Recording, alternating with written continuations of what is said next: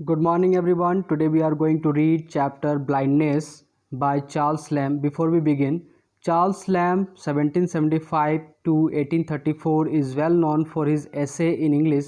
He and his sister Mary Lamb wrote a children's book called Tales from Shakespeare, in which all Shakespeare's plays were retold as stories.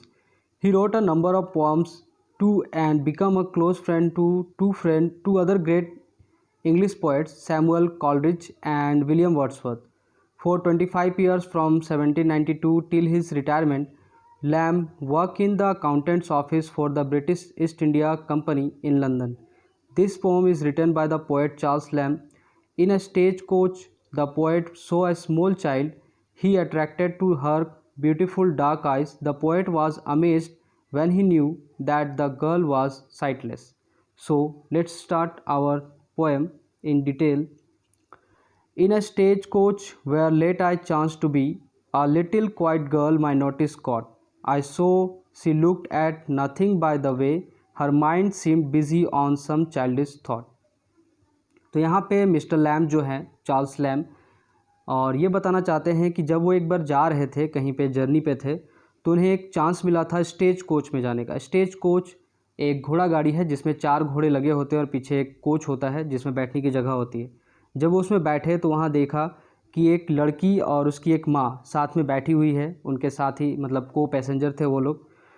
उन्होंने उनके तरफ देखा तो उस लड़की की आंखें देख के वो बहुत ही खुश हो गए। उनकी आंखें बहुत ही खूबसूरत थी, वो उसे देख के निहार रहे थे। लेकिन उन्होंने ये ध्यान दिया कि जो लिटिल चाइल्ड है, जो लड़की है, वो बाहर की तरफ नहीं देख रही, बाहर के जो नज़ारे हैं वो उसे नहीं देख रही है, वो अपने ही थॉट में कहीं बिजी है। I with an old man's courtesy addressed the child and called her pretty dark-eyed maid and bid her turn those pretty eyes and see the wide extended prospect, sir, she said.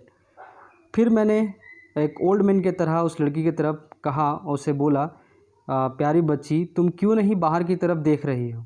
तुम्हारी आंखें इतनी प्यारी है और इतने सारे नज़ारे आसपास हमारे सामने से गुजरे जा रहे हैं और तुम उसे नहीं देख रही। फिर वो लड़की अपनी आंखों को घुमाती है और बाहर की तरफ देखती है और कहती है, sir said, I cannot see the prospect, I am blind. Never did tongue of child utter a sound so mournful as her wound. Her words fell on my ear. Her mother then relate how she found.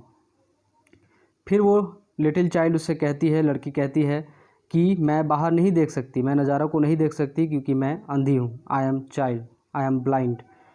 उसके बाद वो बोलते समय जब वो कहती है कि मैं अंधी हूँ, उसके आवाज़ नहीं लड़खड़ाती, वो अटर नहीं करती। और ये देख के और सुन के जो हमारे चार्ल्स लैम हैं, पोएट है, उनको अच्छा नहीं लगता, उनको बहुत ही बुरा लगता है ये कि इतनी अच्छी लड़की है, इनकी इतनी अच्छी आँखें हैं, फिर भी वो देख नहीं सकती। और ये कैसे हुआ उसे नहीं पता, वो ऐसा जानना चाहते हैं। इतने में उनकी मदर बताती है कि आगे कैसे हुआ ये। हर child was sightless one a fine bright day. She saw her lay her needlework aside, and as one such occasion mother will, for leaving off her work began to chide.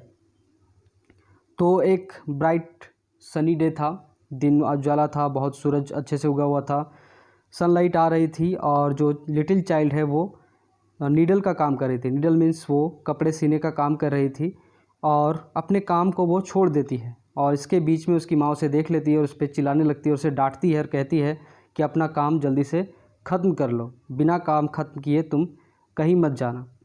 लेकिन वो लड़की उससे माँ से कहती है, I will do it when it's daylight if you please, I can not work mama, now it is night. The sun shone bright upon her when she spoke, and yet her eyes received no ray of light. फिर वो little child उसे माँ से कहती है कि मैं ये काम सुबह करूँगी क्योंकि मुझे अभी कुछ दिख नहीं रहा, क्योंकि ये तो रात हो चुकी है, मुझे रात को काम नहीं करना है। लेकिन उसकी माँ देखती है कि अभी सनी डे है, पूरा सूर्य उगा हुआ है, सूरज दिखाई दे रहा है, लाइट भी अच्छी है, लेकिन उस लिटिल चाइल्ड को कुछ भी दिखाई नहीं दे रहा। इस तरह से पता चलता है कि वो बेचारी अब देख नहीं सकती। By Charles Lamb. Thank you so much.